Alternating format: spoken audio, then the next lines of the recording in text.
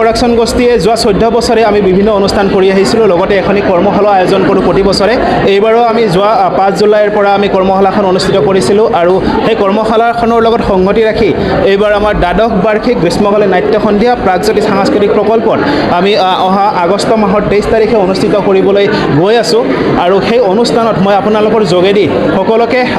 আমন্ত্ৰণ জনাম যে সেই নাট্য সন্ধিয়াত আপোনালোক উপস্থিত হওক প্ৰৱেশ সম্পূৰ্ণ বিনামূলীয়া থাকিব কিন্তু আমি নক্ষত্ৰ প্ৰডাকশ্যন গোষ্ঠীৰ ফালৰ পৰা এটি বিশেষ ব্যৱস্থা কৰিছোঁ আপোনালোকে আমাৰ বৰঙণি যি বক্স থাকিব বাকচ থাকিব তাত আপোনালোকৰ বহুমূলীয়া বৰঙণি আগবঢ়ালে সেই বৰঙণিখিনি আমি বানপীড়িত সকললৈ প্ৰেৰণ কৰাৰ ব্যৱস্থা কৰিম অতিথি হিচাপে আমাৰ মাজত উপস্থিত আছিল সাংস্কৃতিক পৰিক্ৰমা বিভাগৰ সঞ্চালক ৰাহুল চন্দ্ৰ দাস ডাঙৰীয়া দেৱ আৰু বহু কেইগৰাকী জ্যেষ্ঠ ব্যক্তি সন্দীপ সমৰীয়া জ্যেষ্ঠ অধিবক্তা গীতিকাৰ সুৰকাৰ আৰু আমাৰ আছিলে সত্যেন কুমাৰ শৰ্মাদেৱ বিশিষ্ট সমাজকৰ্মী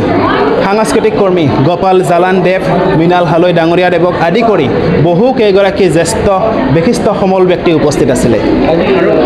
তেখেতে অহা কথা আছিলে কিন্তু যি আমাৰ এই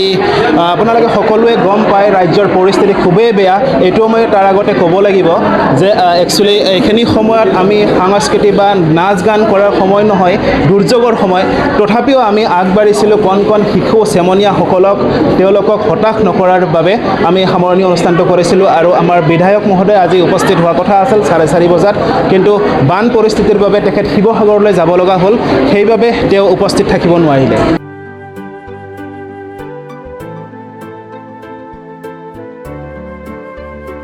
শদিয়াৰ পৰা ধুবুৰীলৈ বৰাকৰ পৰা ব্ৰহ্মপুত্ৰলৈ সকলোৰে মাজত চিনাকি এটা নাম প্ৰাতঃ time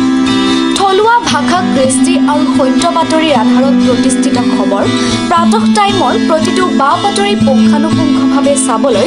Facebook YouTube website Twitter Instagram আৰু ব্লগাৰ পেজত লাইক আৰু ফ'ল' কৰক ধন্যবাদ অসমৰ সংবাদ জগতখনৰ বাবে এক সুখবৰ আপোচবিহীন ৰাইজৰ কণ্ঠ সাপ্তাহিক কবচ নৰূপ নসাজেৰে পুনৰ এবাৰ অসমৰ ৰাইজৰ মাজলৈ স্বত্বাধিকাৰী প্ৰণীতা কলিতাৰ দ্বাৰা প্ৰকাশিত আৰু আপোচবিহীন অসমৰ বিভিন্ন প্ৰান্তৰ একাংশ নপুৰণি অভিজ্ঞতাপুষ্ট সাংবাদিকৰ দ্বাৰা প্ৰচাৰিত তথা eco printing press Guwahati Katabari গড়চুকত মুদ্ৰিত সাপ্তাহিক কবচ এতিয়া অসমৰ বিভিন্ন প্ৰান্তত উপলব্ধ আমাৰ ঠিকনা মুখ্য কাৰ্যালয় অসম ফৰেষ্ট স্কুল হৰিমন্দিৰ পথ গুৱাহাটী আৰু উপ কাৰ্যালয় Kalita market Bijaynagar Kamrup Assam mobile number হৈছে 9435114666 অথবা 9864084600 আৰু আমাৰ ইমেইল আইডি হৈছে kobos2025@gmail.com